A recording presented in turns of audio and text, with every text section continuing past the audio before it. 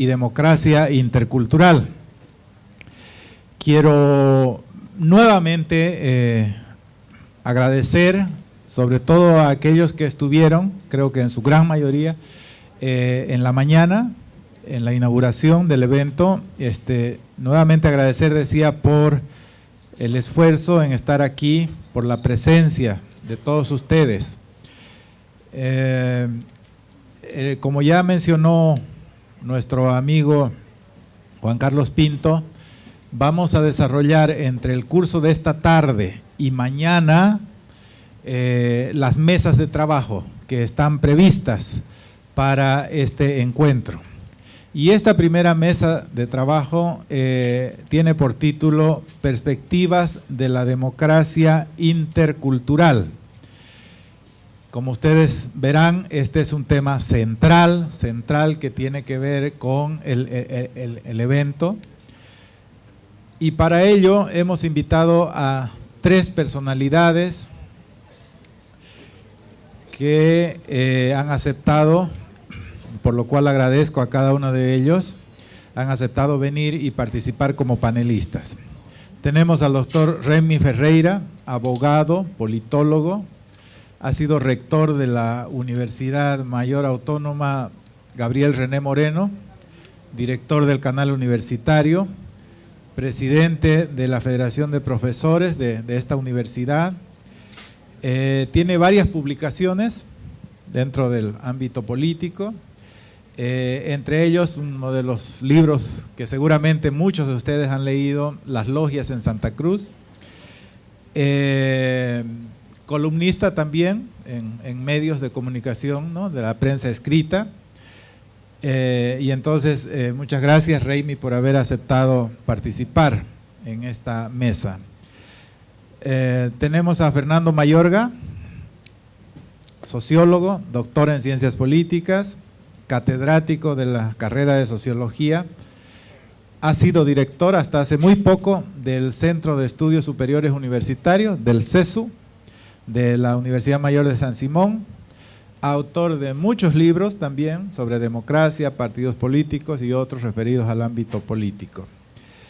Félix Pazzi, licenciado en Sociología, magíster en Desarrollo Agrario, doctor en Ciencias del Desarrollo, es catedrático titular en la carrera de Sociología y Ciencias de la Educación de la Universidad Mayor de San Andrés, que ha elegido recientemente un nuevo rector.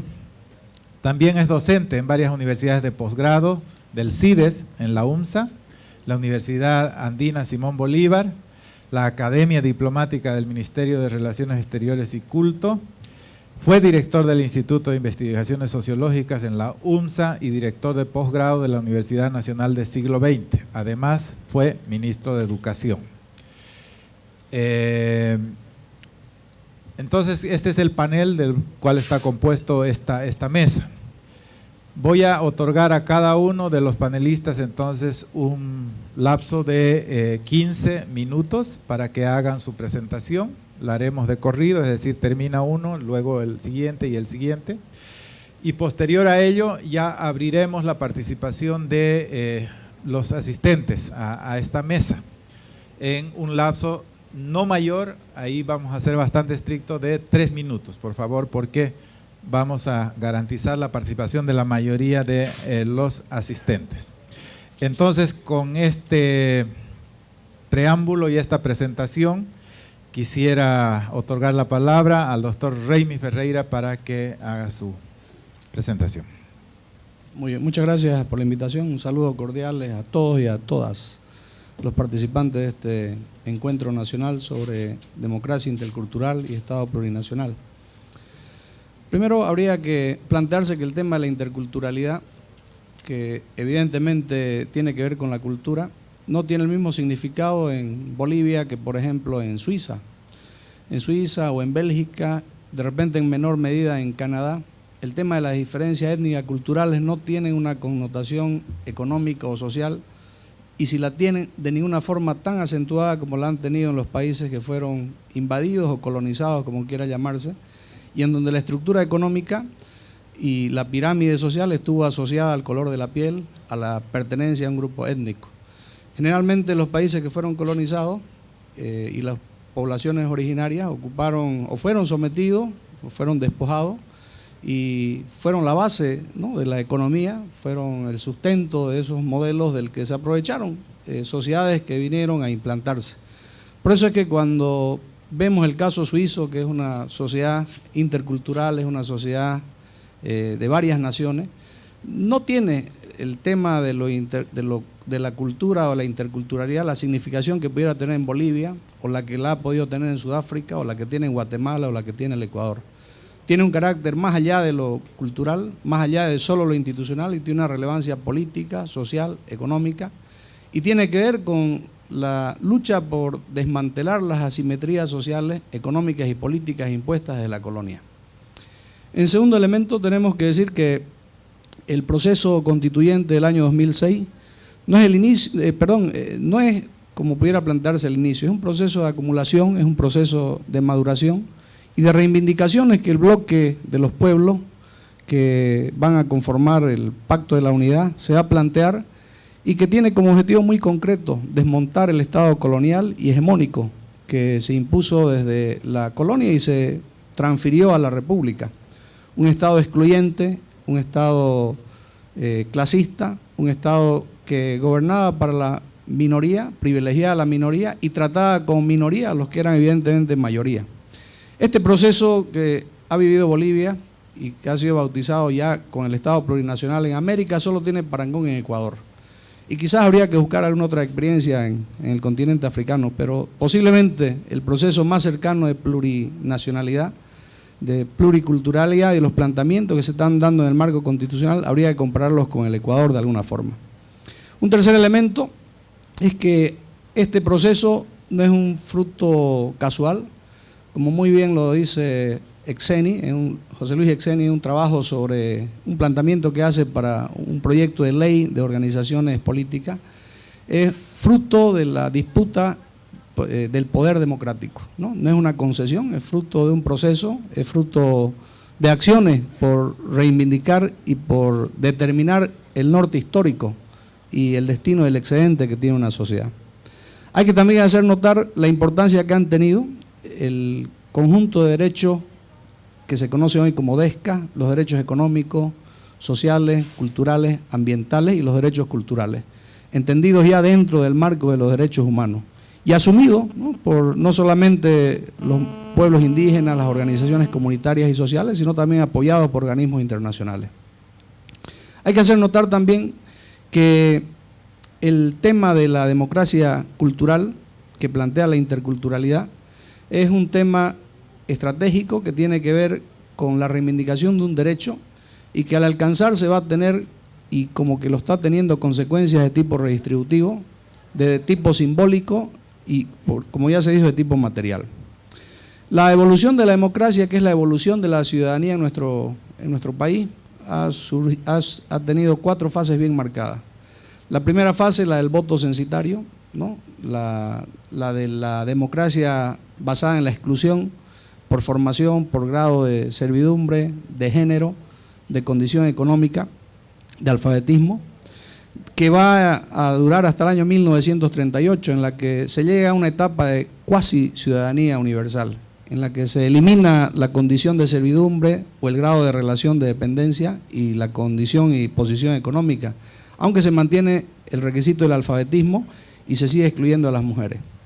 Hay un tercer proceso que incorpora ya el voto universal, que es una ciudadanía amplia, pero homogeneizadora, que se da con el proceso de la Revolución del 52, que va a permitir que el año 1956 por primera vez se establezca el voto universal. Si bien este es un proceso inclusivo, sin embargo es un proceso homogeneizador, es un proceso que trató de castellanizar y, entre comillas, modernizar a la nación, eliminando la diferencia sobre la base de la unidad.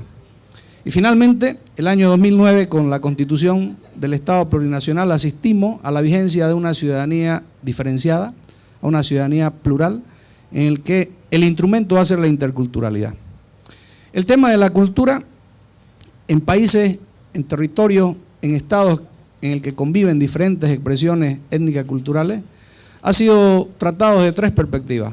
Uno ha sido la exclusión, otra ha sido la asimilación y otra la alternativa pluralista. La exclusión que va desde, en sus grados extremos, al genocidio físico, como la limpieza étnica en los Balcanes, por ejemplo, o la limpieza étnica de los Hutus contra los Tutsis en Ruanda o en Burundi, pero que no ha sido la más común, también ha sido acompañada de genocidios culturales, como la erradicación del castellano en Filipinas, o la prohibición de hablar catalán o gallego, o valenciano, o vasco en la España de la dictadura de Franco. Son evidentes expresiones de exclusión, hasta la expulsión y el destierro. Luego hemos tenido la asimilación, o lo que se conoce como crisol, ¿no?, en el que con cierto sincretismo se acepta, se permite algún grado de retención de la cultura originaria, pero finalmente termina asimilándose a los migrantes o a los que interactúan en el mismo espacio geográfico. Eso es lo que ha ocurrido, por ejemplo, en Estados Unidos. Y finalmente el tema del pluralismo, que plantea tres perspectivas, ¿no?, la multiculturalidad, la pluriculturalidad y la interculturalidad. La multiculturalidad es simplemente el respeto, la tolerancia, el reconocimiento de que existe otro, pero sin pretensión de interactuación, sin reciprocidad y sin contacto. La pluriculturalidad implica el reconocimiento y la interactuación, pero sin preocupación en la equidad y en la igualdad de condiciones entre los grupos culturales. Y finalmente la interculturalidad, que tiene dos características centrales.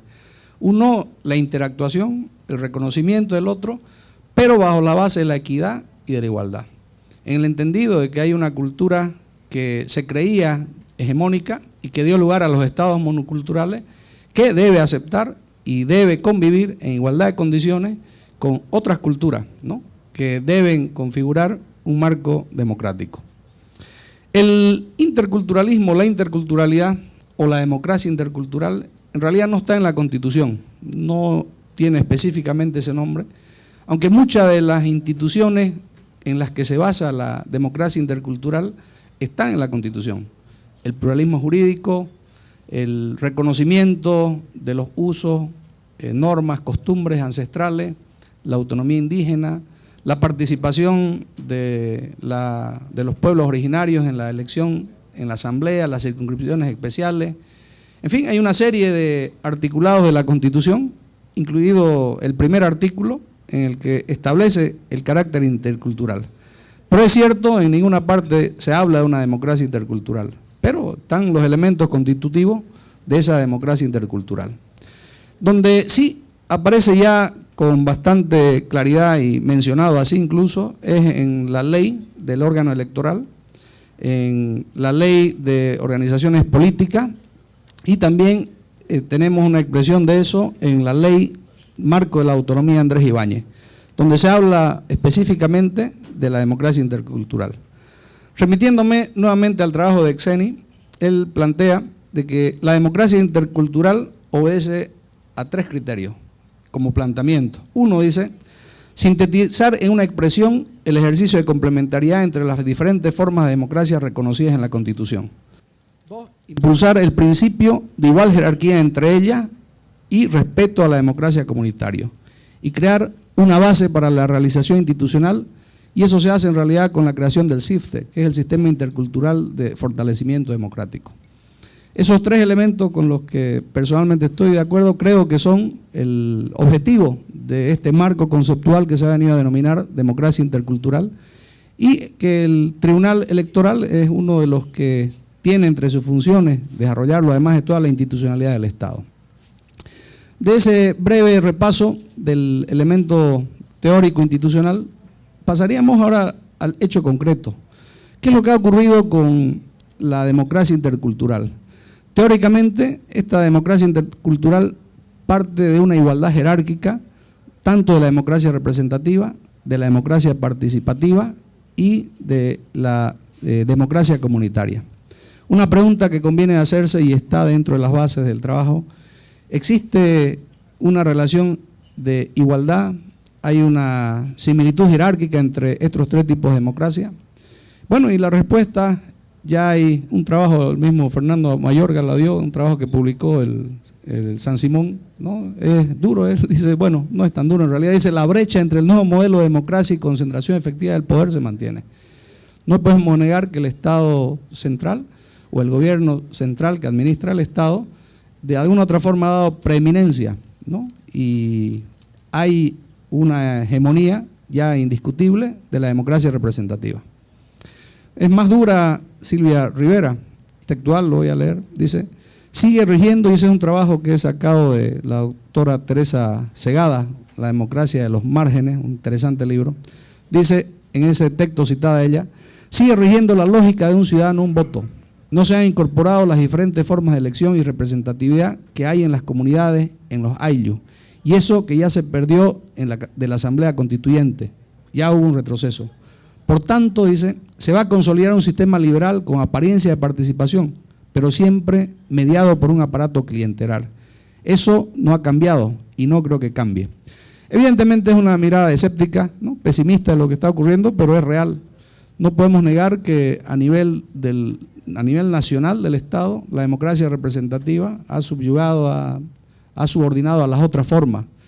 Por ejemplo, para nominar a un diputado de una circunscripción indígena, él puede ser elegido por su comunidad, pero tiene que ser ratificado finalmente a través del sufragio.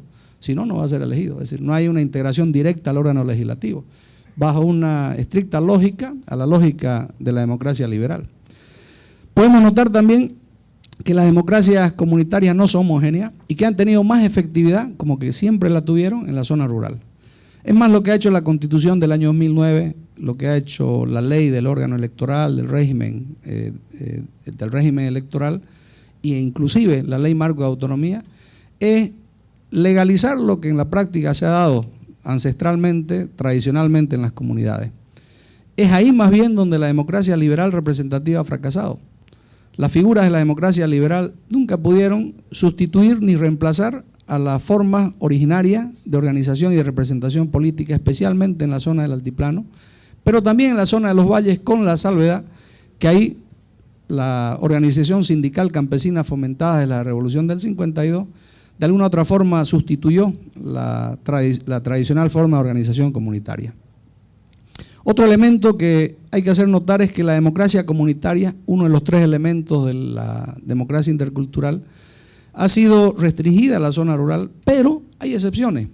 Hay algunas prácticas de democracia comunitaria que no podemos negar, se dan, por ejemplo, en el Alto, ¿no?, que no es agraria, que no está ligada a la propiedad colectiva de la tierra y que es urbana. En el Alto, por ejemplo, se reproducen formas de democracia comunitaria generalizada. Y sin ir a La Paz, tenemos aquí en San Julián, en la zona urbana, ¿no?, y también en la zona de Yapacaní, prácticas de democracia comunitaria en zona urbana o periurbana. Hay otro elemento y es la articulación que ha habido, la fácil articulación que ha habido entre formas de democracia directa y forma de democracia comunitaria.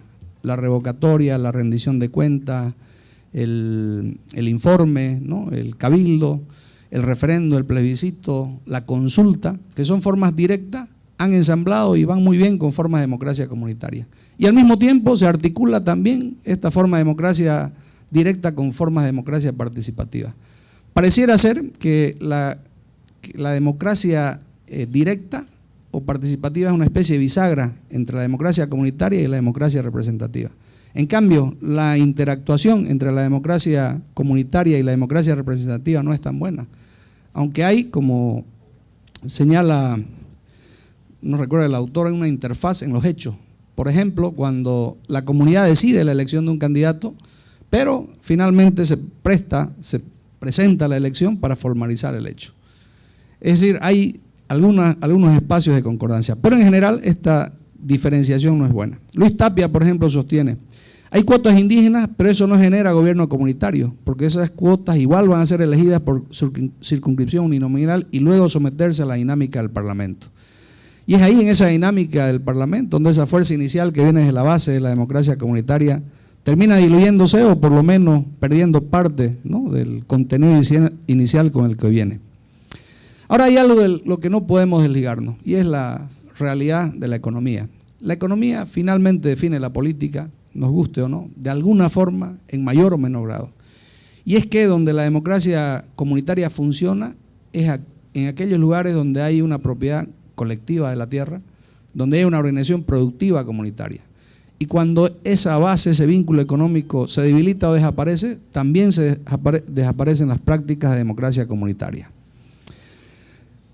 Luego, hay que ver que los límites que se han planteado a los diferentes tipos de democracia comunitaria están en la propia Constitución.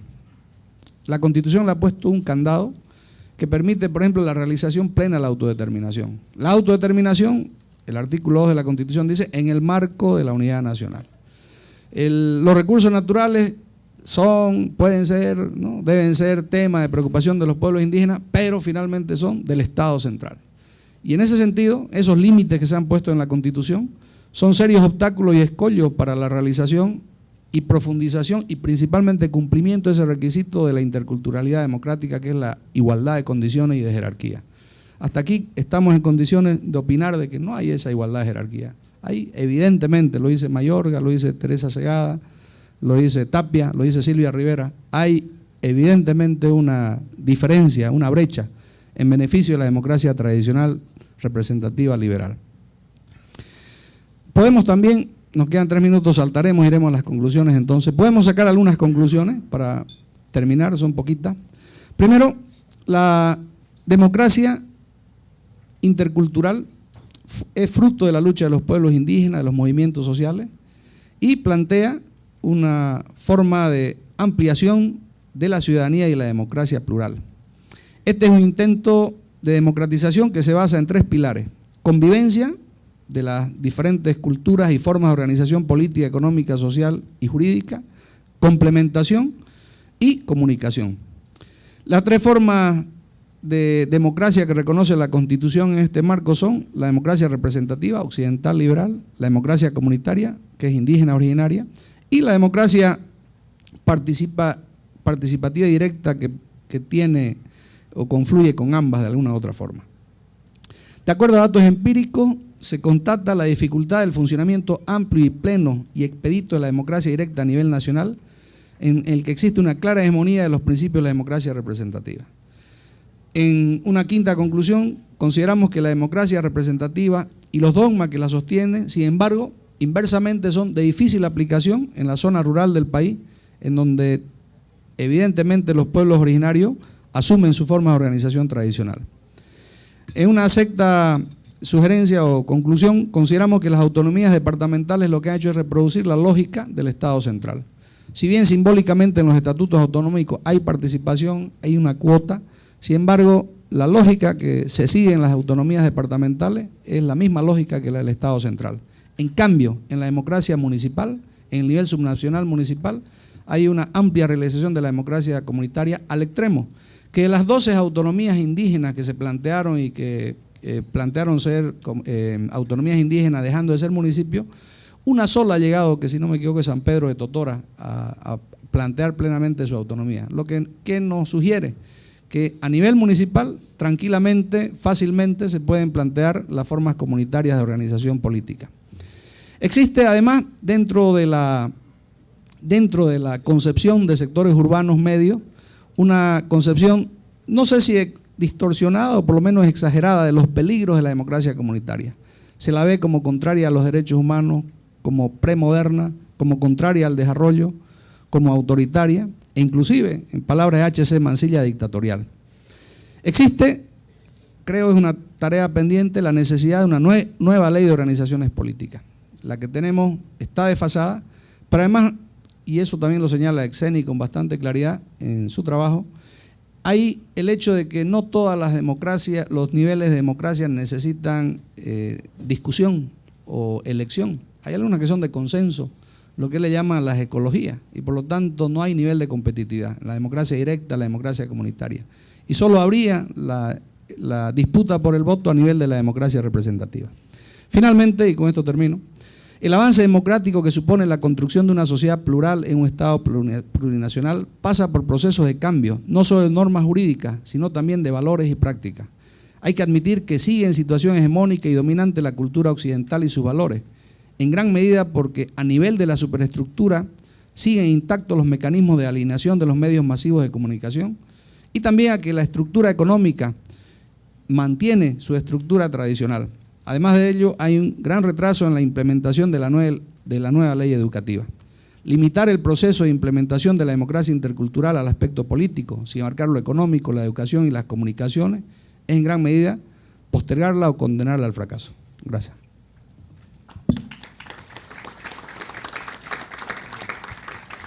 Muchas gracias, Raimi, por la presentación y por lo justo del tiempo. Ahora voy a pasar a Fernando Mayorga para su participación. Gracias, Carlos. Buenas tardes. Siempre es un placer estar en Santa Cruz y un desafío estar en un encuentro de estos encuentros nacionales que siempre nos plantean interesantes temas de reflexión. Nuestra mesa se titula Perspectivas de la democracia intercultural. Para pensar acerca de las perspectivas tenemos que tener obviamente un balance y un poco en esa dirección están estas reflexiones que voy a vertir ahora. Y el punto de partida es situar la reflexión en torno a la democracia intercultural en el marco de lo que yo denomino construcción minimalista del Estado plurinacional. Estamos en 4 años de vigencia del nuevo texto constitucional. Hay un avance progresivo pero lento de construcción de las nuevas instituciones o la renovación de las instituciones estatales existentes en esta perspectiva plurinacional que pretende representar la diversidad social boliviana. Y se pueden tocar varios tópicos para mostrar precisamente que se trata de una construcción minimalista, tanto en términos de presencia del Estado en la economía, por ejemplo, como también en esto de la vigencia plena de los derechos colectivos de las naciones y pueblos indígenas originarios campesinos que constituyen el corazón del texto constitucional en términos de expresión precisamente del carácter plurinacional del Estado. Voy a tocar estos temas en la medida en que me sirvan para reforzar algunas ideas en torno a la democracia intercultural, la cual analizo haciendo énfasis en el diseño institucional o en la configuración institucional de la democracia intercultural. Puesto que del 2009, que es cuando se realizan, por ejemplo, los 12 referendos municipales para la conversión de municipios en autonomías indígenas, ¿no? A la fecha tenemos 3 ámbitos político-institucionales donde se perciben precisamente avances en este tópico. Uno es la Asamblea Legislativa Plurinacional, 2 son las asambleas legislativas departamentales y 3 las autonomías indígenas. Y por lo tanto estoy pensando en instancias, ¿no?, político-institucionales donde en mi mirada voy a concentrar el análisis en la representación política, dejando de lado el proceso decisional, que también es un aspecto muy importante. Y el punto de partida es intentar caracterizar la democracia intercultural. Raimi ya resaltó el hecho de que el término democracia intercultural no existe en la Constitución Política del Estado y sí aparece en las leyes electorales, en la ley del órgano electoral, en el régimen electoral. ¿Y a qué se refiere? Pues a la, y lo dice la ley, a la articulación transformadora entre instituciones o reglas de la democracia representativa, de la democracia participativa y directa y de la democracia comunitaria. Habla la propia ley de un ejercicio complementario en igualdad de condiciones. Pero esta, insisto, es una caracterización, no es una definición.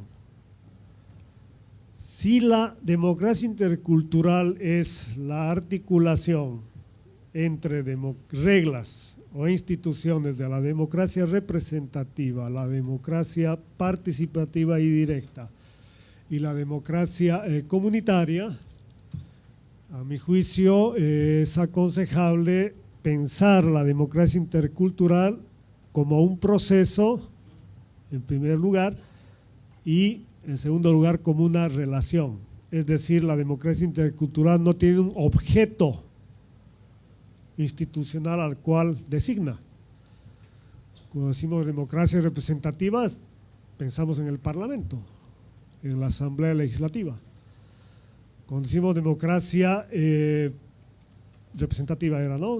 Democracia participativa, pensamos en un referéndum. Cuando pensamos en democracia comunitaria, pensamos en normas y procedimientos propios. La democracia intercultural es la amalgama, la combinación, la yuxtaposición, la relación entre estas tres formas de democracia. Pero no se relacionan las formas de la democracia, sino algunas reglas que hacen, que caracterizan a estas formas de la democracia. Y es ahí donde podemos encontrar, ¿no?, desafíos muy interesantes. Solamente doy un ejemplo, la consulta previa. La consulta previa aparece entre las instituciones de la democracia participativa y directa, junto con la asamblea y el cabildo. Eso en la Constitución y en la Ley de Régimen Electoral se aclara que las tres instituciones, entre ellas la consulta previa, no tiene carácter vinculante. Pero la consulta previa está en el catálogo de derechos colectivos de las naciones y pueblos indígenas, originarios, campesinos, y por lo tanto es una expresión de la democracia comunitaria porque tiene que ver con el autogobierno. Entonces, ¿dónde situamos la consulta previa? ¿En la democracia comunitaria, en la democracia participativa y directa? Uno dirá, pues depende, ¿no? Depende del ámbito, del espacio institucional, del tema que se quiere decidir, sobre el cual se quiere decidir a través de un proceso de consulta. Y por lo tanto depende de quiénes son los sujetos de la consulta, si la sociedad como cuerpo electoral o un colectivo determinado portador de derechos especiales. Por eso digo que es una relación y es un proceso, porque a medida que se vayan dando situaciones donde se definan las relaciones entre distintas reglas de estas tres formas de la democracia, tendremos pistas para hablar del proceso de construcción institucional de la democracia intercultural. Y por eso el resultado es una construcción, un proceso asincrónico de efectos disímiles y que además, ¿no?, exige una determinada, un determinado tiempo de vigencia para conocer sus efectos políticos, porque eso ocurre con cualquier diseño o rediseño institucional. Con estos criterios, la democracia intercultural es un proceso, la democracia intercultural es una relación, ¿no?, que podemos analizar. Pues primero, ¿qué ha sucedido en el ámbito de la Asamblea Legislativa Plurinacional?, que es el primer momento y el primer espacio donde se da una combinación de distintas formas de elección. O se combinan, ¿no?, criterios que corresponden a la lógica liberal representativa y a la lógica comunitaria. Y en la elección del 2009 se produjo la elección de 7 diputados mediante circunscripciones indígenas, 7 diputados uninominales, donde el criterio no fue el método de elección, sino la pertenencia identitaria. La pertenencia identitaria habilitaba candidatos, pero estos diputados indígenas fueron elegidos igual que los demás uninominales mediante voto universal. Entonces ahí tenemos una subordinación de lo comunitario o de los usos y costumbres a la lógica representativa liberal. Pero es una subordinación que tiene un efecto positivo, ¿por qué? Porque amplía la legitimidad y la capacidad representativa de ese órgano denominado Asamblea Legislativa. En mi lectura pienso la democracia representativa igualmente en proceso de ampliación a partir de la incorporación de reglas de otras formas de la democracia. Y hago un pie de página a propósito para destacar la peculiaridad y especificidad del modelo boliviano de democracia, porque en otros casos nacionales conviven, se amplía también la democracia representativa con la incorporación de instituciones de democracia directa y participativa. Los casos ecuatorianos venezolanos son los más claros al respecto. Es más, en Venezuela se denomina democracia protagónica para marcar este sello, y la idea de revolución ciudadana en el proceso ecuatoriano también estaba apuntando a esta idea de el participacionismo como el sello peculiar de esas democracias, ¿no? En Bolivia se incorporaron, se ampliaron las figuras de democracia participativa antes de la Constitución, ya con el referéndum por el gas, por ejemplo, o los referendos por autonomías y demás. Pero lo que distingue el caso boliviano de esos dos procesos, que también son procesos de ampliación de la democracia, es este reconocimiento constitucional de la democracia comunitaria, es decir, de prácticas y normas, de reglas e instituciones, ¿no?, que eran consuetudinarias, tradicionales, que definían el comportamiento y la toma de decisiones de grupos sociales y que pasan a ser parte del orden constitucional. Hay un proceso otra vez de institucionalización, de racionalización por esa vía. Entonces, ese es el sello peculiar de la democracia boliviana, y por eso se habla de democracia intercultural en este caso. Pero quiero insistir y voy a reiterarlo, es una articulación, una yuxtaposición, una amalgama, una mezcla de reglas e instituciones. Eso es a lo que quiero enfatizar. Y había dado y di el ejemplo de la composición de la Asamblea Legislativa Plurinacional, que incluye un 5% de sus diputados elegidos bajo otros criterios, muy similares pero distintos a los restantes diputados. Para la convocatoria a elecciones del año próximo, de acuerdo a lo que el Tribunal Supremo Electoral ha presentado en términos de reasignación de escaños, planteando un número casi similar entre uninominales y plurinominales, en esa propuesta no hay modificaciones y se mantendrán los 7 diputados indígenas, ¿no? Han habido movilizaciones, demandas del movimiento indígena para que esto se incremente.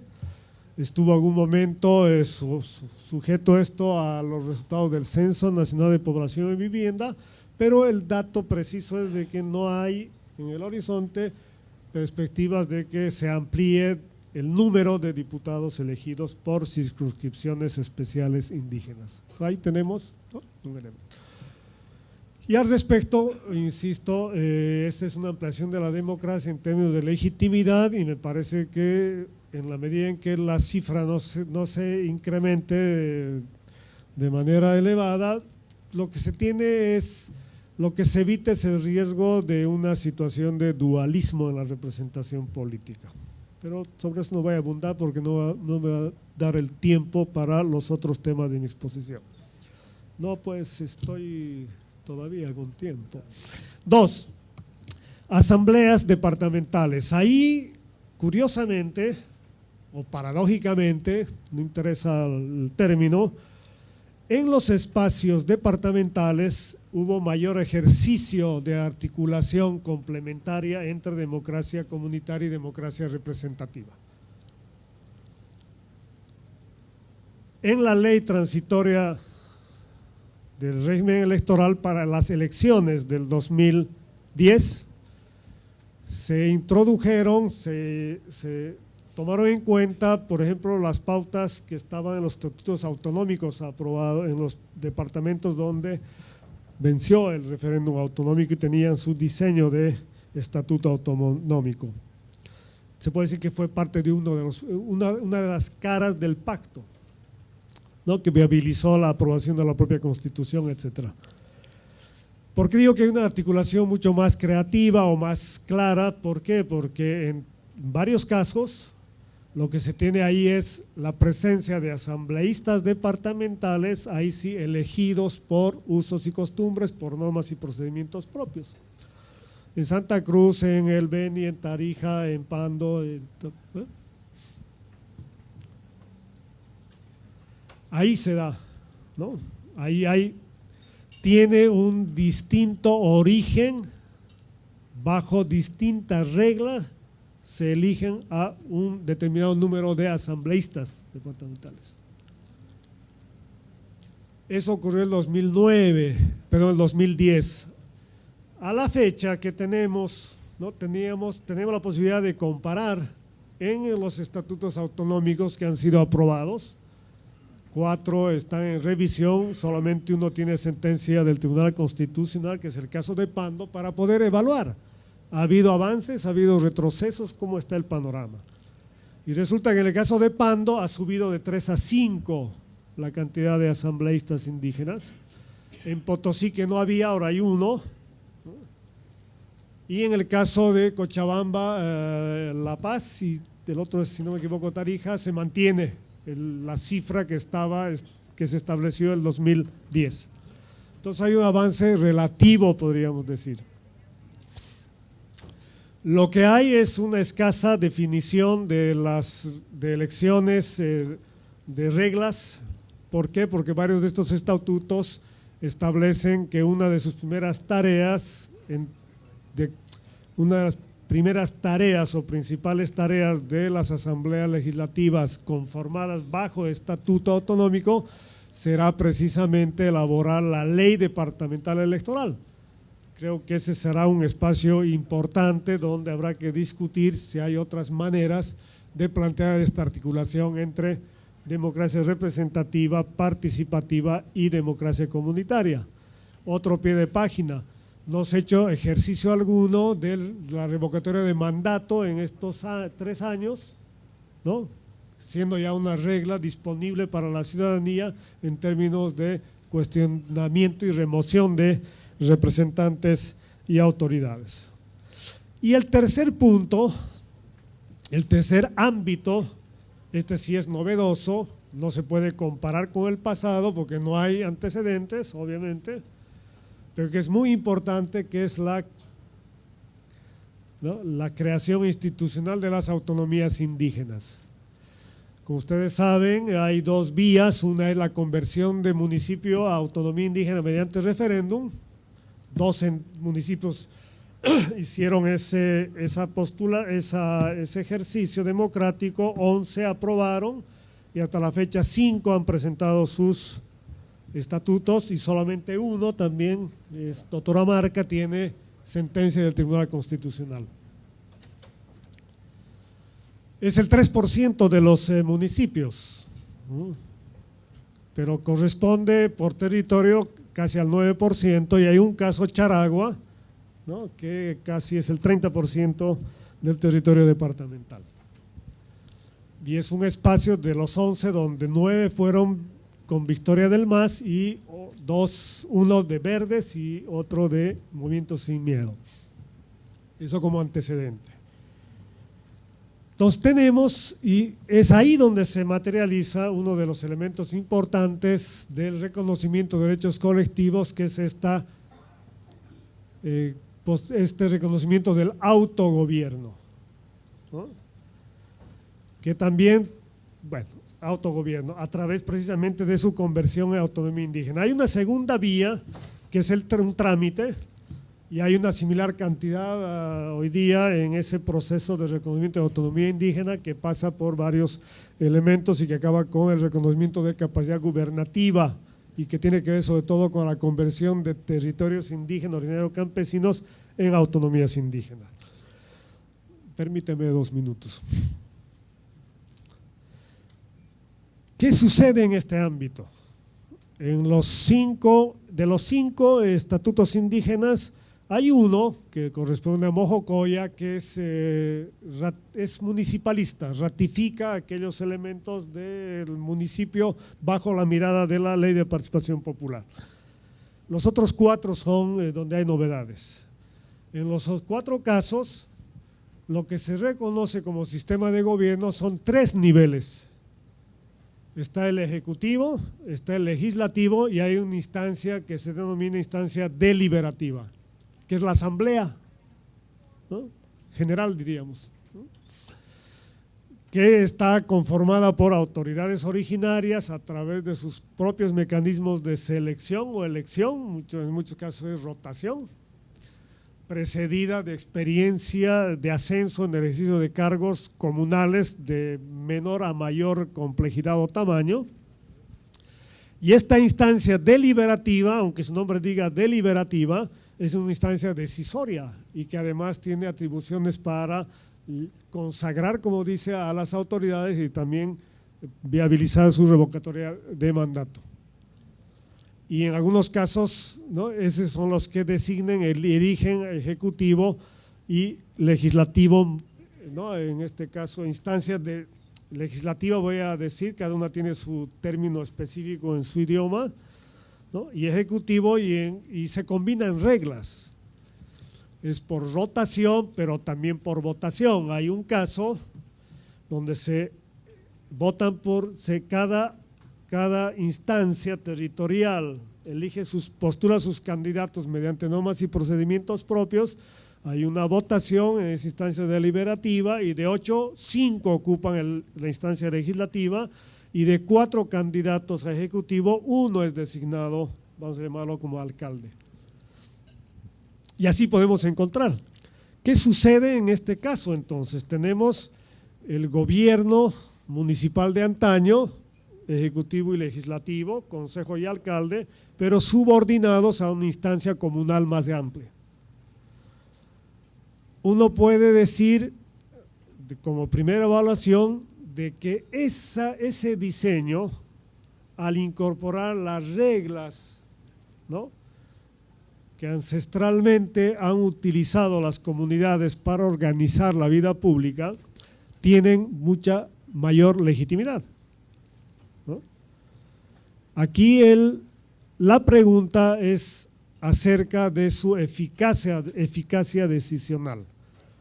Es decir, si al haber mayor legitimidad de las autoridades y representantes va a haber mayor eficacia decisional. Y eso tiene, ¿por qué? Porque tiene consecuencias en la calidad de la gestión pública. Para poder evaluar eso, lo que necesitamos obviamente es tiempo, ¿no?, para juzgar. Porque ese es en el fondo el gran desafío, el desafío de cualquier diseño institucional de la democracia, cuantas sean las formas de democracia y cuantas sean las reglas democráticas que busquemos. Es un punto de equilibrio entre legitimidad y eficacia, porque ni solo la legitimidad, ¿no?, de manera solitaria es útil, ni solamente sirve la eficacia decisional. Sin legitimidad, eso es precisamente, entre otras cosas, ¿no?, un uso arbitrario del poder. Termino finalmente, gracias por la tolerancia, Carlos, con dos elementos. El primero tiene que ver con la lentitud del proceso. No la lentitud de los procesos colectivos de creación de autonomías indígenas, sino con la lentitud del proceso administrativo o la lentitud de la consideración de las propuestas de estatuto por parte del Tribunal Constitucional Plurinacional. 1 año ha durado lo de Totonamarca. ¿Por qué? Porque hay un problema hasta de calendario electoral. El 2015, en abril, tiene que haber elecciones, tiene que haber convocatoria de referendo. Si no está aprobado el estatuto indígena, tendría que entrar otra vez en la lista de las convocatorias. Entonces es un problema que hay que resolver. Segundo, es muy interesante el tenor del fallo del Tribunal Constitucional Plurinacional en relación al primer estatuto indígena. Es muy interesante como material de análisis, justamente es un insumo fundamental para esta reflexión que se está haciendo en esta mesa. Yo me quedo con un solo tema. El Tribunal Constitucional Plurinacional hace una aclaración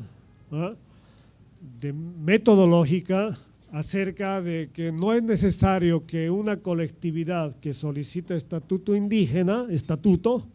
autonomía,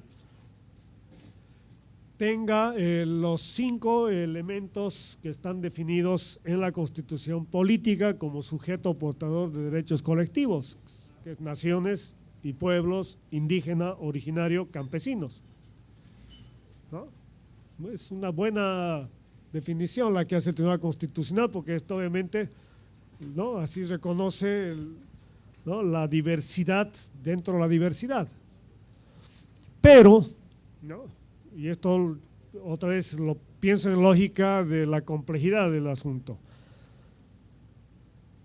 En algunos casos, y esto ocurre con el tema del TIMNIS, entre otras cosas, y va a ocurrir con el tema de explotación de recursos naturales, al tener presencia territorial un determinado pueblo indígena, va a tener que establecer su negociación o su relación con el Estado para definir temas de soberanía sobre territorio.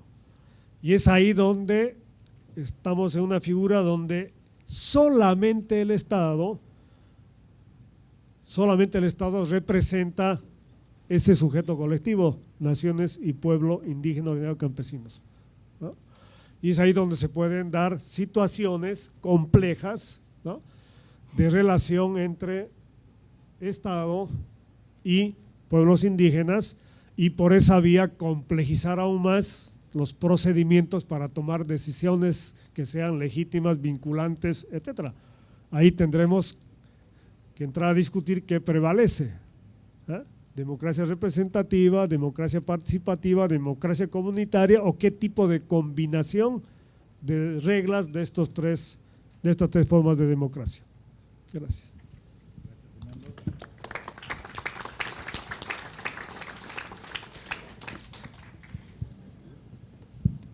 Hola, gracias. Félix Pazzi, entonces hará uso de la palabra ahora para su participación.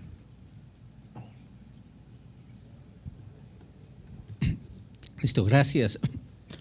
En primer lugar, agradecer a los organizadores por la invitación y participar, intercambiar criterios, ideas en esta discusión que desde mi punto de vista para el momento histórico evidentemente es crucial, ¿no?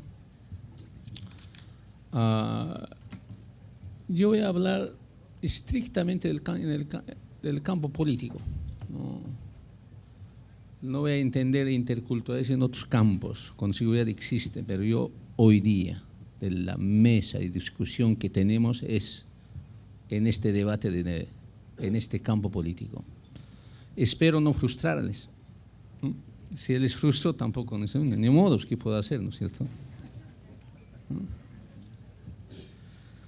A ver, algunas ideas que quiero ponerlas, ¿no?, en consideración, a partir evidentemente desde mi análisis. En primer lugar,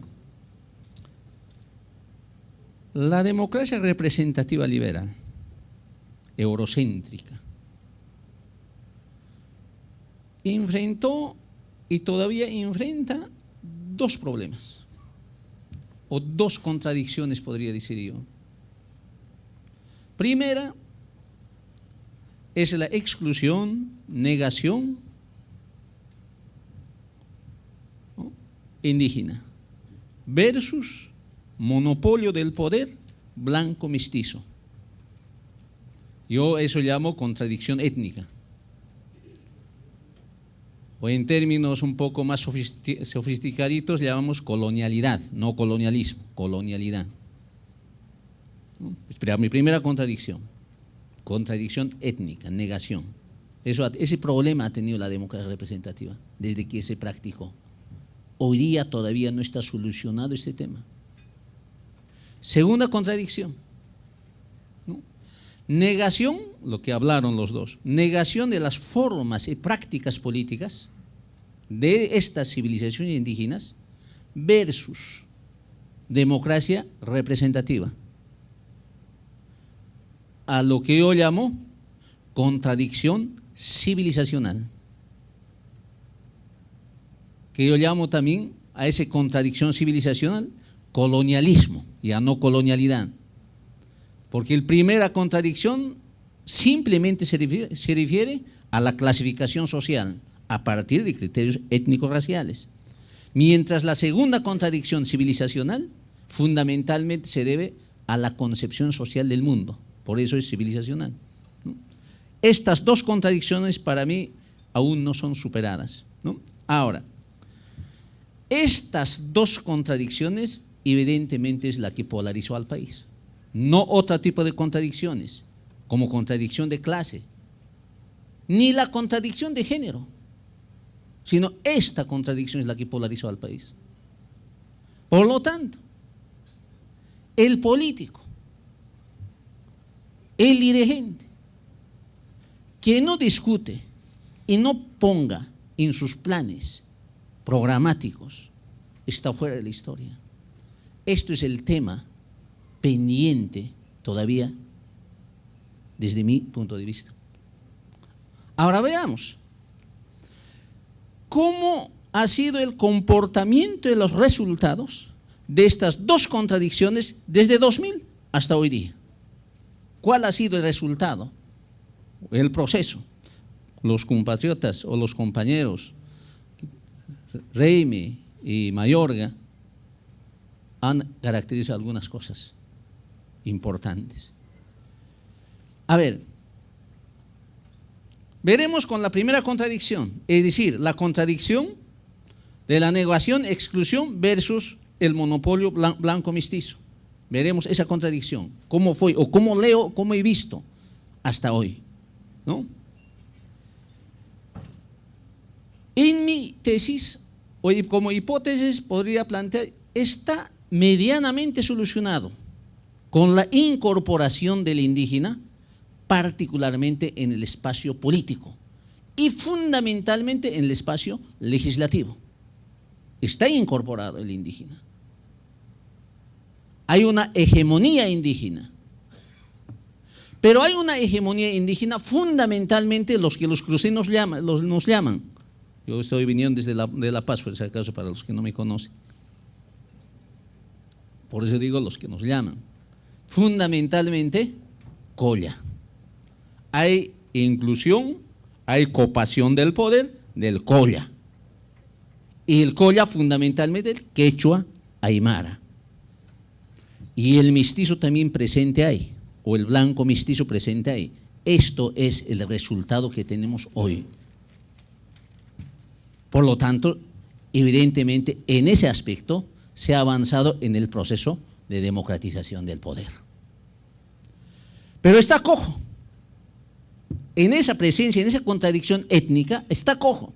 Por ejemplo, no vemos en esa cooptación de espacios de poder a los indígenas de tierras bajas. No hay ausencia. Y fundamentalmente es el grueso en términos de grupos culturales, la mayoría, que están ubicadas fundamentalmente en tierras bajas. Muy lunares están ahí. El que era candidato de paso se salió, ¿no? Ya dejó en espacio. Pedro Nuni abandonó, pero por lo tanto hay minoría. Resultado, conclusión, mira, fíjense. Si es minoría, por lo tanto, no podemos hablar de un problema central que está en la Constitución, de un Estado plurinacional. no lo es completamente plurinacional, porque hay ausencia de otros pueblos, de otros grupos culturales en el escenario público que llamamos Asamblea Nacional. No hay, desde ese punto de vista de la contradicción. Esto es uno de los resultados. Y en esta contradicción misma de indígena excluido y monopolio blanco mestizo, si bien se ha avanzado, hay otro problema de la presencia indígena. Yo llamo problema de falta de cualificación de la representación indígena. Como cara, como morfología, como presencia, ¿no?, cobriza, se ha solucionado. Pero esa participación, o se ha observado, digamos, una participación de ese indígena en este espacio público muy pasiva, dependiente, incluso yo diría totalmente sumisa al Poder Ejecutivo. No es el sujeto que elabora normas, políticas públicas. Es un sujeto que se lo escriben otros, y normalmente los que se lo escriben, nuevamente es el blanco mestizo, que se ha llamado desde afuera el entorno Evo. Todas las políticas salen en función de eso, el otro es levantar mano. Si levanta o de otra manera o salió, proceso, alineación, listo, ahí terminó su presencia. Está solucionado la presencia, cara, morfología, físico, está presente ahí, está bien hasta ahí. Pero ¿de qué sirve esa presencia si no hay una participación cualificada? Entonces, uno de los desafíos en este respecto de la contradicción es la falta de cualificación.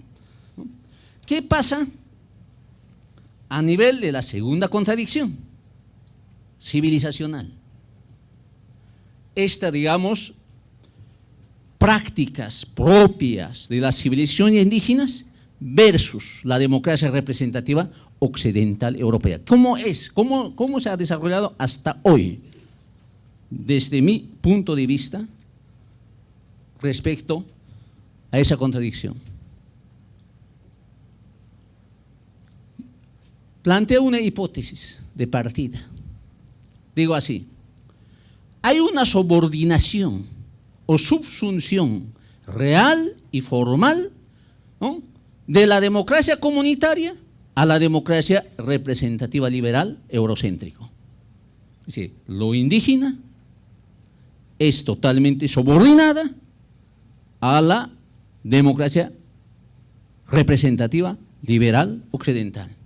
Argumento para sustentar esta hipótesis.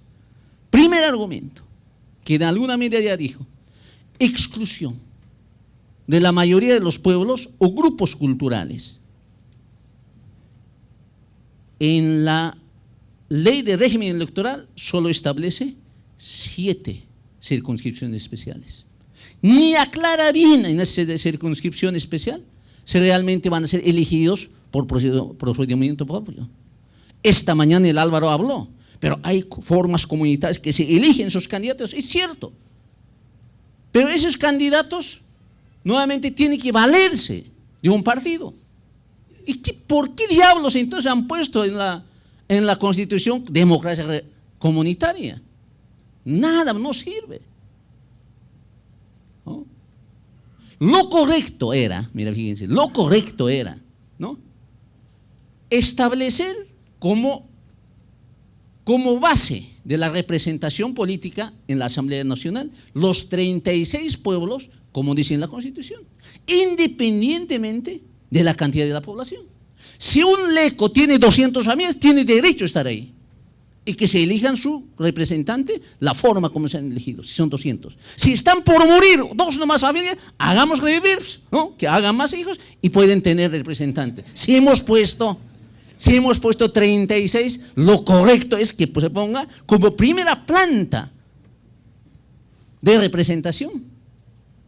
Esto es un problema. Por eso aquí es solamente una especie de retórica, lado intercultural, ¿no? Primer aspecto que quería mencionar eso. Segundo, lo más grave, para mí, claro, desde mi aspiración también hablo, ¿no?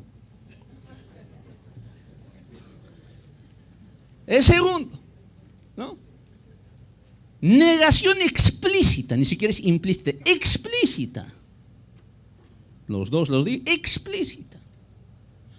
De la posibilidad de elegir representantes en diferentes niveles, municipal, departamental, nacional, a través o de manera directa. Te obliga a que seas elegido a través de partido político o voto secreto. Eso es, ¿no?, hacer prevalecer como hegemónico la democracia representativa eurocéntrica. Es explícito.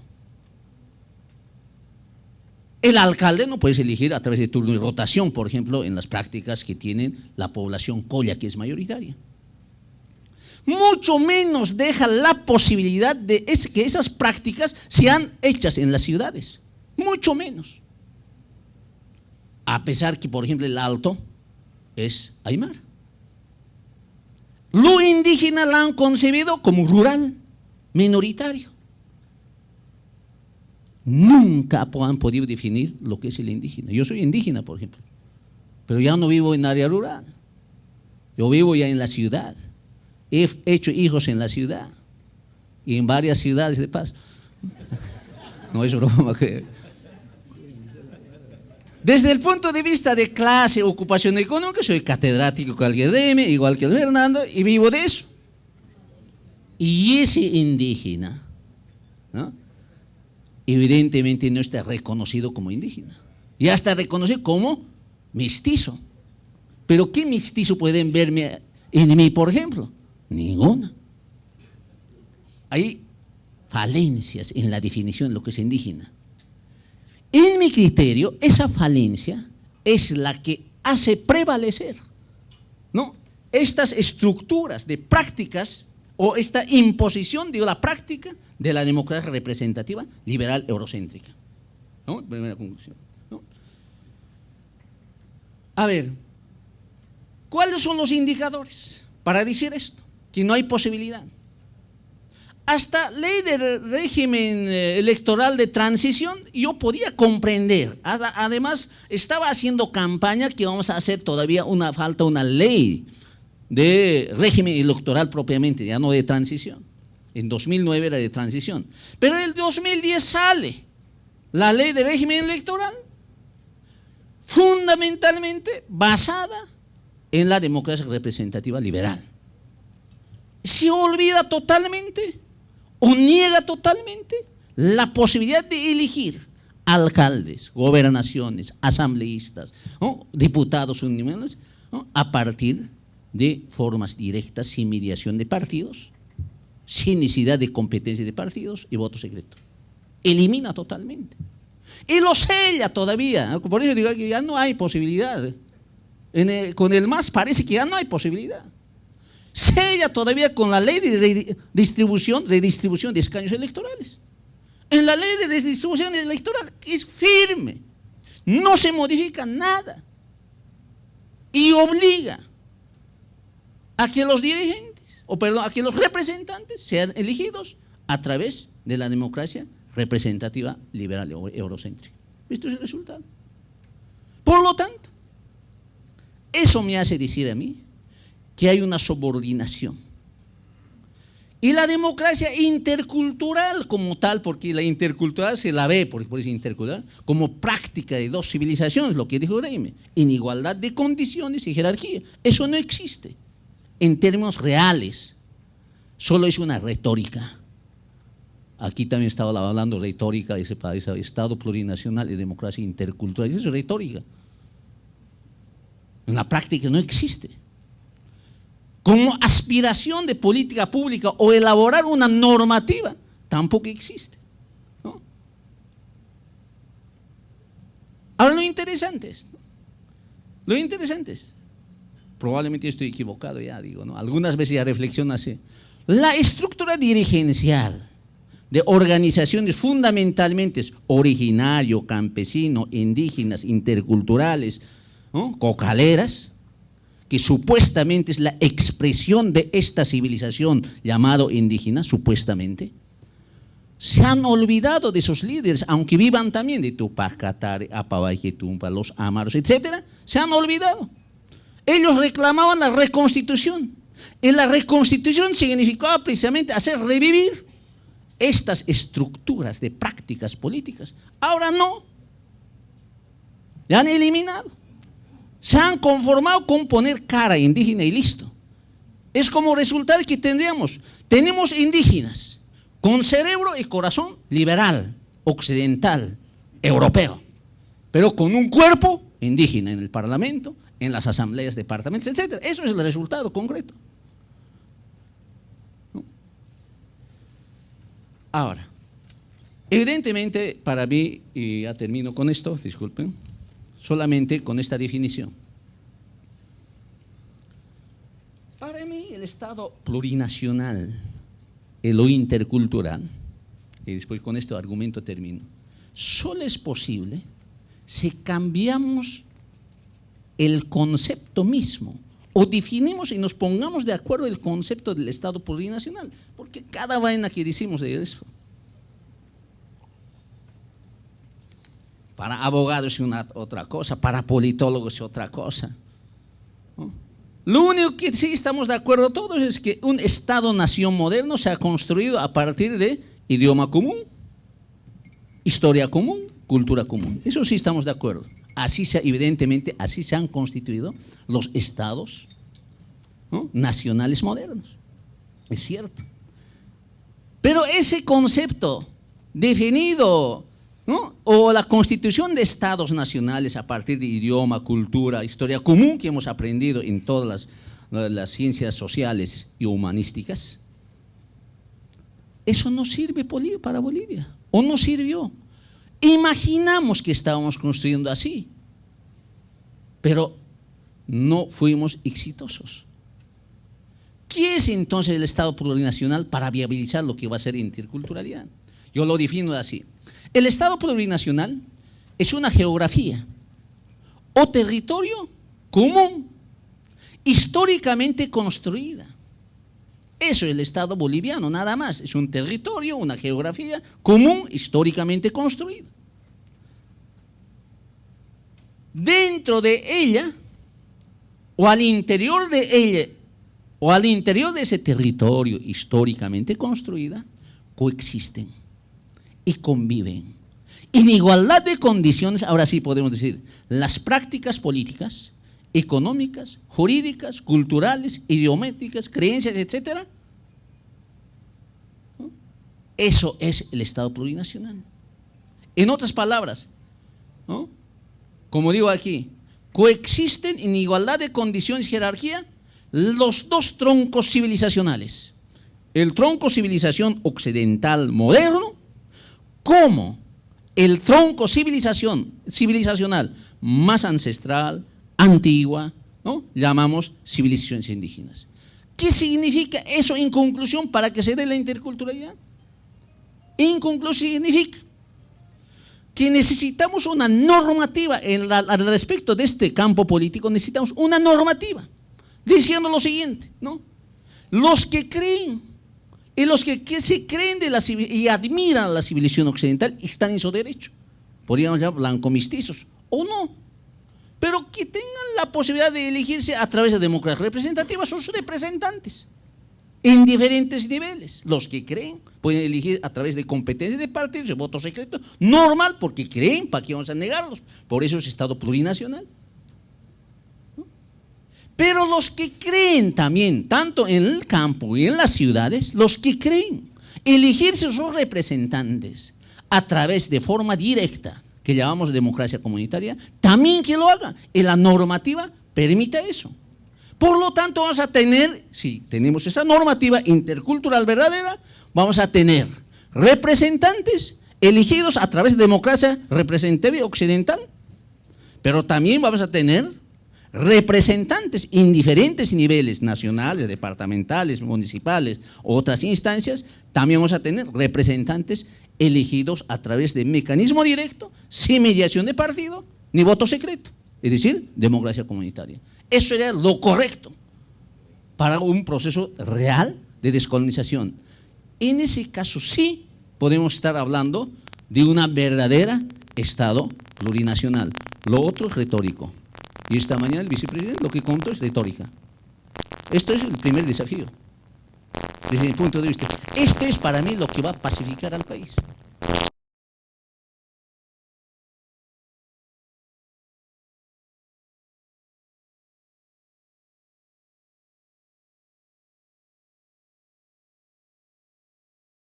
Igual va a decir, nosotros somos mejores, somos más moralistas, igual van a estar diciendo. La contradicción no se cerrará. Por lo tanto, desde mi punto de vista, hay una necesidad histórica de cerrar esta contradicción indígena-no indígena. Pero eso no se hace con discurso, no se hace con voluntad nomás, sino necesitas elaborar una normativa, una política pública clara para que convivan esas dos civilizaciones, moderno, occidental, europea, y civilización ancestral, milenaria, indígena, con posibilidades de su universalización también, ¿por qué no? Eso es, ahí termino, muchas gracias.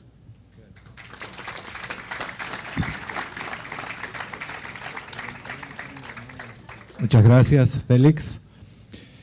Tal como mencioné al iniciar esta mesa, entonces vamos a abrir rápidamente la ronda y permítanme, por la gran concurrencia que hay, veo la necesidad de tomar de antemano, digamos de inicio para decir así, la lista correspondiente, aclarando que el tiempo máximo es de 3 minutos, ¿no? Voy a ir leyendo para que los que han levantado se sientan reflejados. Fernando Molina. Intentaré combinar para no remitirme a un solo lado. Molina, Carlos Hugo Laruta. Y veo Jorge Comadina. Un ratito, espérame. Jorge Comadina.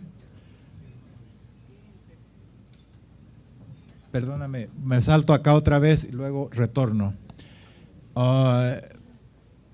Roger Cortés. Sí, me estoy fijando también atrás porque para no circunscribirme aquí. Roger Cortés.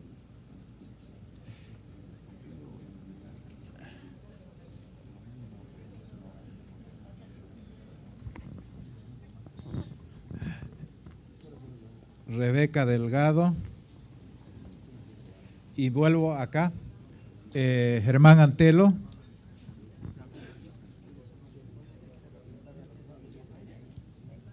José María Leyes. Perdón, Gabriela, ahora voy a retornar. José María Leyes. ¿Acá alguien más?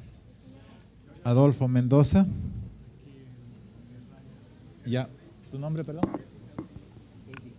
Eddie Jaldín. Eddie Jaldín.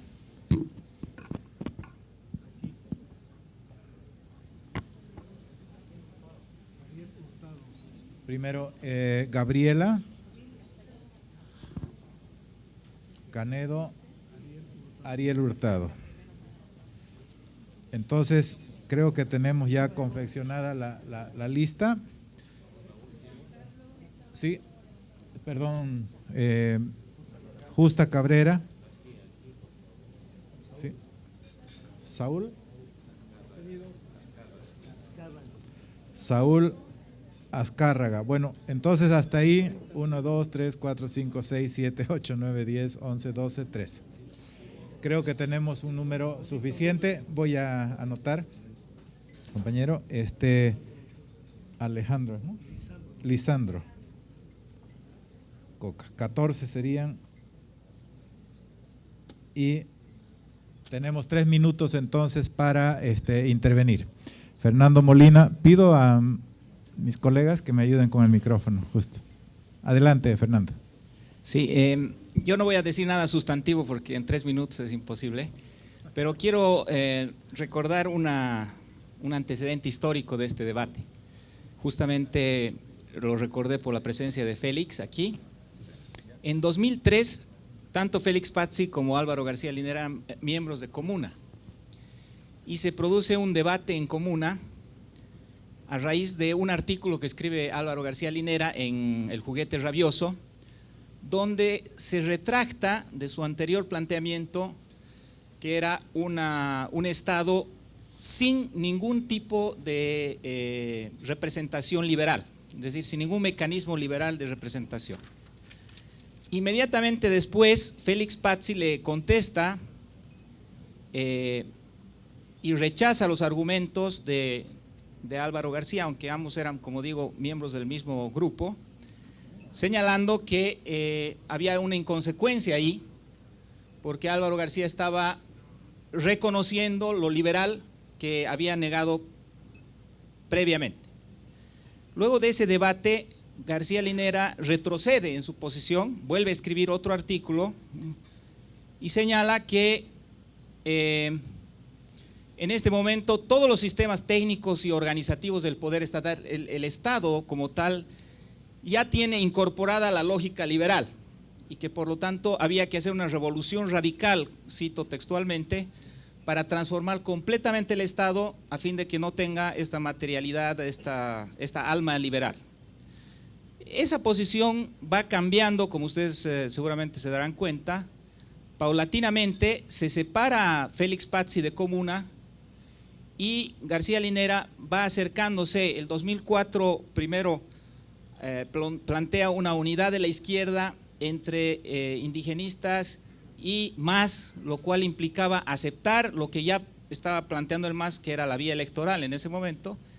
Y finalmente García Linera, el 2005, dice lo siguiente, que es muy interesante, con eso voy a terminar mi intervención histórica, que es, dice en un artículo, no, en un libro que se llama Los Horizontes, algo así, dice, es el 2005, es evidente que hoy en América Latina todo gobierno tiene que legitimarse electoralmente.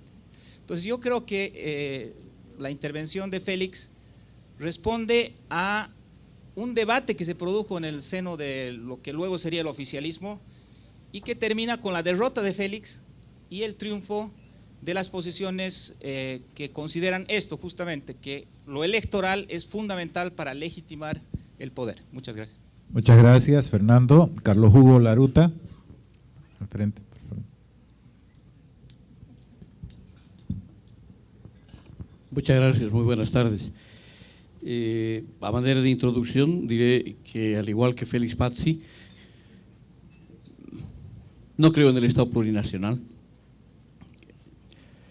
En su momento, cuando fue alteño, él, creo que ahora vive en la Hollada Paceña, quizá pudo percibir que cerca de 1 millón de alteños, quizás 700.000 aymaras, no somos de otra civilización. Y en esos 700.000 ya está el chip de la individualización moderna. Así que no hay posibilidad de convivencia de iguales y cosas así, con culturas comunitarias y demás, porque hay, por resultado de la historia, superposiciones de visiones ideológicas profundamente enraizadas en la gente. El 52 ya liberó a mucha gente y la convirtió en ciudadanos individuales, nos guste o no nos guste, y eso es masivo, sociológico, enorme, que no se va a resolver con una ley. Simplemente como comentario introductorio. Voy a aprovechar al máximo mi tiempo, disculpen si corro como en esas propagandas de televisión de la Superintendencia de Seguros y demás. A ver, todavía me siento malestar por el intento de cátedra arrogante de esta mañana, ¿no? Arrogante y confrontacional, arrogante por lo confrontacional, y me hubiera gustado que a partir de la exposición del vicepresidente hubiéramos podido debatir. Pero ya que no está, y digo sin embargo lo que pienso. Un abuelo habla con su nieto y le dice, mira hijo, siento dentro de mí 2 fuerzas enormes, como 2 animales, 2 lobos, y a vos te va a parecer lo mismo en la vida. Y un animal es sabio, paciente y me conduce a la vida pacífica. Y otro animal es violento, egoísta, y te conduce a la destrucción del otro. Y el nieto le pregunta, abuelo, ¿cuál de los dos animales va a sobrevivir? Y el abuelo le dice, hijo, el animal que va a sobrevivir es el animal que tú alimentes. Y tengo la impresión que esta mañana hemos visto cuál animal es alimentado por algunas personas. Yo ya he tomado mi camino, jamás voy a alimentar la confrontación, el odio, la separación, las verdades a medias sobre la democracia boliviana y su historia. Y menciono algunos argumentos para esclarecer esas verdades a medias. En el tema de la institucionalización, esta mañana se decía que algunos éramos nostálgicos. Claro que sí, somos nostálgicos y propositivos. Soy nostálgico de una Contraloría independiente. Soy nostálgico de una Corte Nacional Electoral imparcial, que no sea más la banda de los cuatro, sino gentes idóneas que como árbitros imparciales conduzcan un proceso electoral democrático y limpio. Soy nostálgico de un defensor del pueblo que no sea nombrado por el presidente. Soy nostálgico de ese tipo de instituciones y propongo que eso sea la norma para la construcción institucional del Estado boliviano. Soy nostálgico de los intentos que hicimos la década pasada, que hay que proyectarlos en nuevas condiciones, para no tener ya que 4 jefes de partidos deciden sobre quiénes son los jueces del Tribunal de Justicia. Pero tampoco quiero que uno solo decida, como ahora, y que 10% de gente que votó se imponga sobre el 90% que dijo voto nulo y blanco. Estoy en contra de eso. También soy nostálgico, voy concluyendo, sí, si me permite, respecto al tema de la participación del pueblo. Si escuchamos bien al vicepresidente esta mañana, prácticamente dijo que un linchamiento es democrático. Cuando se revienta a puntapiés un grupo de gente en la calle a una persona, por el simple hecho de que hay una multitud ahí presente. La democracia es el gobierno del pueblo sobre la base del respeto a la Constitución y la ley, con las dos partes bien dichas, no solo con una parte. Porque no necesariamente la presencia del pueblo implica de por sí que haya democracia. Porque ese pueblo puede ser portador de las pulsiones del lobo que destruye y mata. Y concluyo con lo siguiente. Respecto de la relación entre los partidos y la sociedad civil.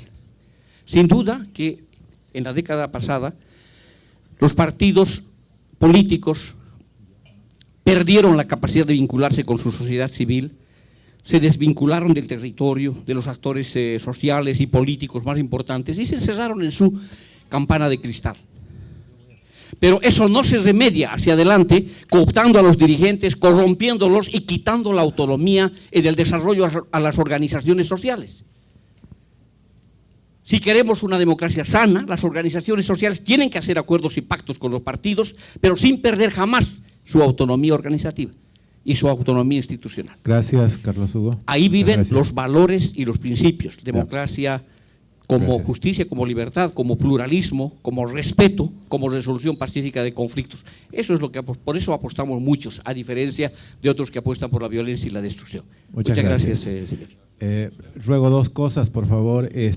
Primero, hacer todo el esfuerzo para no excederse en el tiempo, lo cual me obliga a estar recordando cada rato. No debería ser así.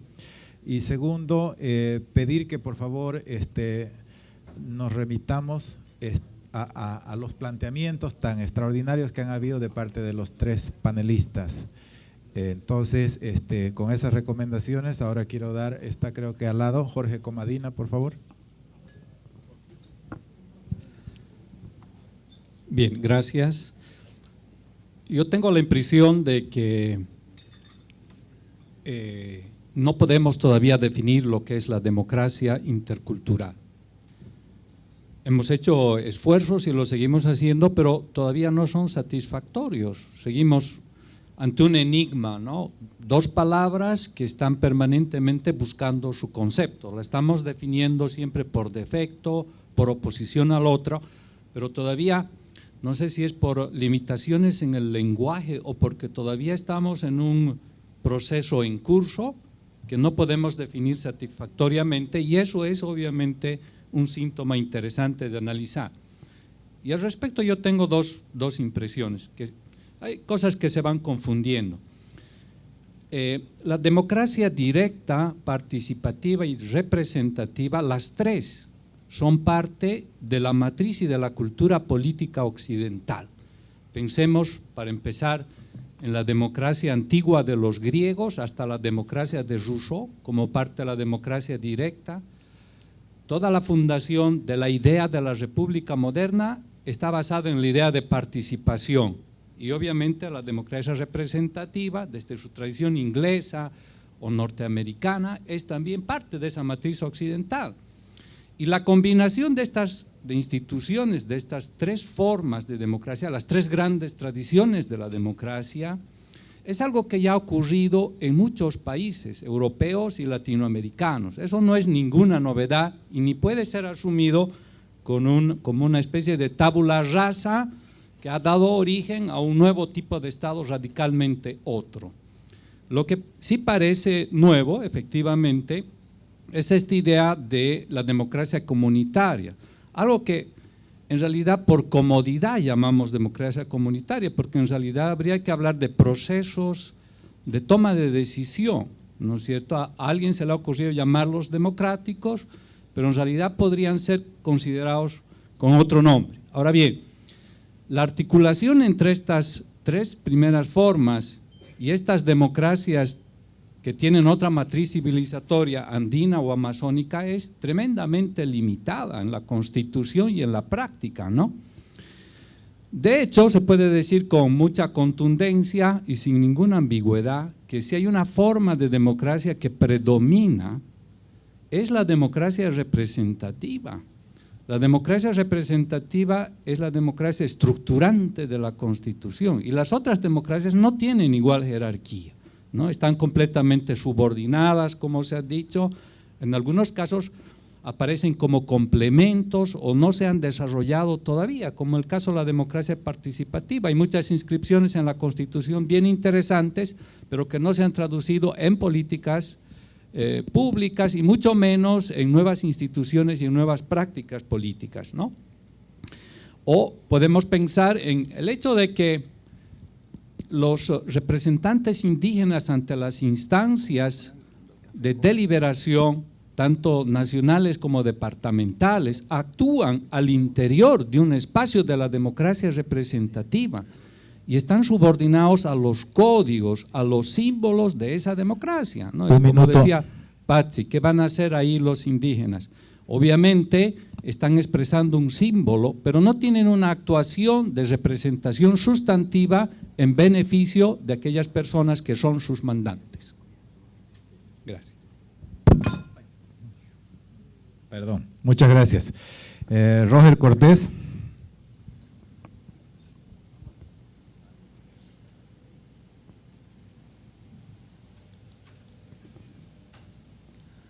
Apuntes brevísimos nada más.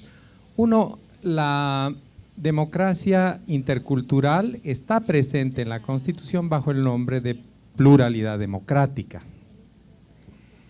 Y esto corresponde al proceso histórico boliviano.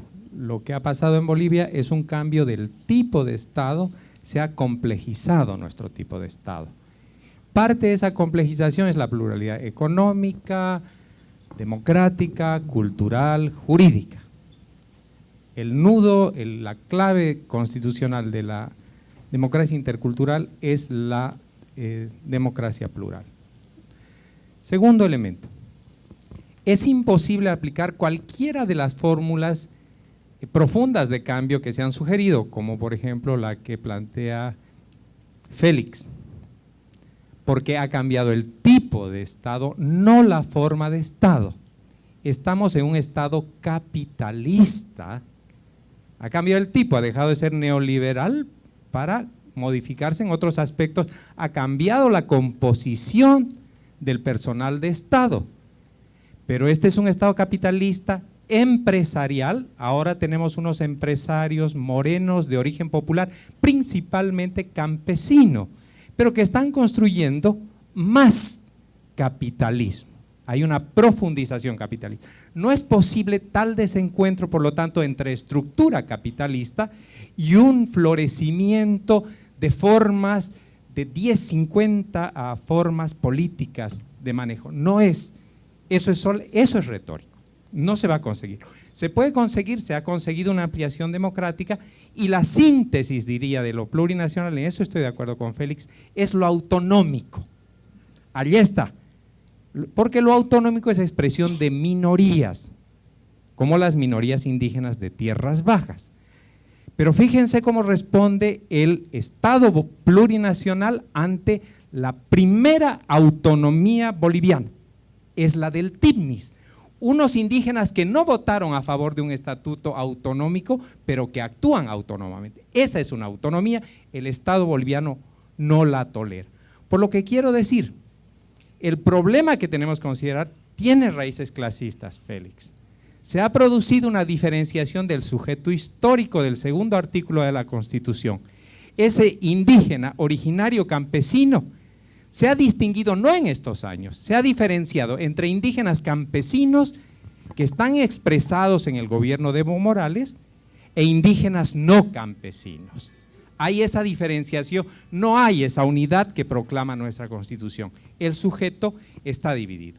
Y el cambio, esta combinación de formas democráticas que se señalan, no solo está en el Parlamento, está en el Ejecutivo. La asociación del presidente y el vicepresidente nos muestra este tipo de combinación. Entonces yo creo que tenemos que reflexionar en torno a estas cuestiones que son las reales, que son las que podemos resolver, y la fórmula más concreta es avanzar en nuestro respeto de la pluralidad y en la autonomía en lo político. Muchas gracias, Roger. Rebeca Delgado. Gracias. Primero, Carlos, muy buenas tardes y gracias por haberme invitado, porque pensé que no me iban a invitar, últimamente me excluyen de todo, o sea que muchísimas gracias al PNUD por la invitación. Yo quiero hacer dos puntualizaciones solamente a las intervenciones. Yo creo firmemente en el Estado plurinacional. Es más, yo creo que en el ámbito que decía Roger, la pluralidad que está entre uno de los principios básicos, pluralidad económica, política, jurídica, con la justicia indígena, etcétera, existe. Lo hemos puesto en la Constitución y ahora otra cosa es que no se esté aplicando en qué, básicamente, que debería aplicarse. En la institucionalidad, que creo que era lo más importante, porque seguimos con las mismas instituciones y cuando, bueno, alguien esta mañana decía, no quiero mencionar nombres, pero alguien decía que la institución neoliberal, etcétera, pero resulta que son las mismas instituciones que teníamos y que no han cambiado, por ejemplo, en la Asamblea Legislativa Plurinacional. Entonces tendríamos que cambiar instituciones, diríamos, bajo esa pluralidad y esos mecanismos, diríamos, de formas de democracia que se establecen. Tendría que ser en las leyes, o sea, las leyes que vayan acordes a la Constitución Política del Estado, y allí sí quiero dar dos ejemplitos. O sea, nos hemos dado cuenta que no basta con garantizar la participación, por ejemplo, de mujeres, ¿no es cierto? Mujeres, 50% mujeres en el gabinete, 2 presidentas mujeres, etcétera. Sí, no estoy queriendo personalizar, o sea, esto va más allá de las personas.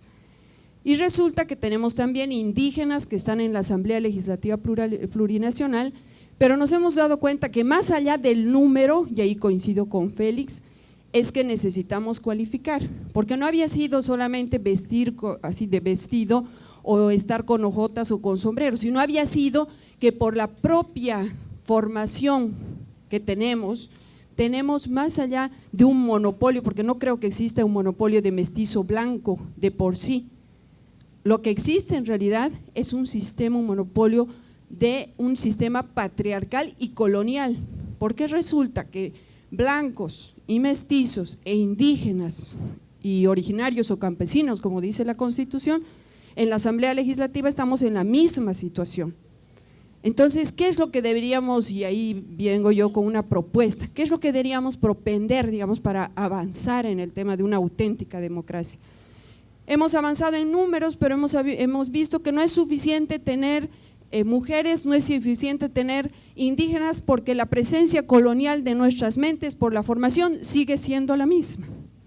Pero lo que no podríamos hacer es retroceder a lo que significa el Estado plurinacional, y eso no es división, es unión, es realmente unión y no podríamos ya seguir alimentando la confrontación entre taras y caras, Oriente y Occidente, ricos y pobres. Yo creo que por ahí no va el asunto. Yo no creo que exista un monopolio mestizo blanco. Lo que creo que existe es ese sistema que no ha considerado cambio de institucionalidad, leyes inconstitucionales. ¿Y por qué quiero mencionar eso? Porque el artículo 210, inciso 3 de la Constitución Política del Estado manda que los pueblos indígenas tengan representación directa, manda. Pero cuando se hace una observación y dicen y le meten a través de partido, entonces uno es traidora, ¿no ve? Pero resulta que la Constitución es la que ya manda que la representación de los pueblos indígenas tenga que ser directa. Solamente esos elementos. Gracias, Carlos. Muchas gracias, Rebeca. Está previsto al final de la ronda de la participación a los panelistas también darle 3 minutos. Voy a adelantar eso para el caso de Félix Pazzi porque él también ha adelantado su vuelo y entonces se va a retirar. De tal manera que ahora le cedo a Félix para que nos puedas hacer algún comentario hasta aquí de lo que has escuchado y te han preguntado tal vez. A ver, muy breve en el comentario de lo comentario. Mira, yo les digo con toda honestidad, así bien simple y con toda honestidad, este conflicto, contradicción entre indígena, mientras no cerremos, el país tenderá a polarizarse, aunque sea de aquí de unos 100 años, es que no se concretiza. Roger, sinceramente digo así, ¿no? Porque mira, estos mecanismos directos de elección de representantes, que hemos llamado, como dice Comarina, quizás pragmáticamente hemos llamado democracia comunitaria, desde el punto de vista racional incluso, racional comparativa con otro tipo de funcionamientos, es la mejor, racionalmente es la mejor. ¿Por qué te digo? Porque soluciona un problema básico de la humanidad que planteó incluso el Marx, ¿no? La dominación. Aquí la decisión, no importa si hay de tierras bajas, altas, no importa, incluso en las tierras individualizadas del alto que dice la ruta, digamos, en ese aspecto, incluso, ¿no? Que la toma de decisiones se haga en una deliberación colectiva, puede ser operativa y técnicamente una circunscripción, ¿no? Por ejemplo, una decisión deliberativa ahí, para asuntos municipales, un distrito en las ciudades, para asuntos nacionales, una circunscripción, para asuntos departamentales, una provincia. Esa práctica existe de deliberar colectivamente y se decide en cosas estratégicas, no operativas, como siempre le hicieron. Eso es devolver el poder al pueblo. Y de paso, para que nadie se eternice en el poder y para que nadie manipule la conciencia, aquí hay mecanismo directo de elección de representante. Eso es técnicamente, racionalmente, es más interesante que la democracia representativa y que cualquier socialismo totalitario. Es más interesante. De ahí, por eso digo, en tanto los que reflexionen eso, seguirán polarizando el país. Por lo tanto, yo digo, la única posibilidad de realmente que sea el país más pacífico y democrático es que no niegue a ninguno.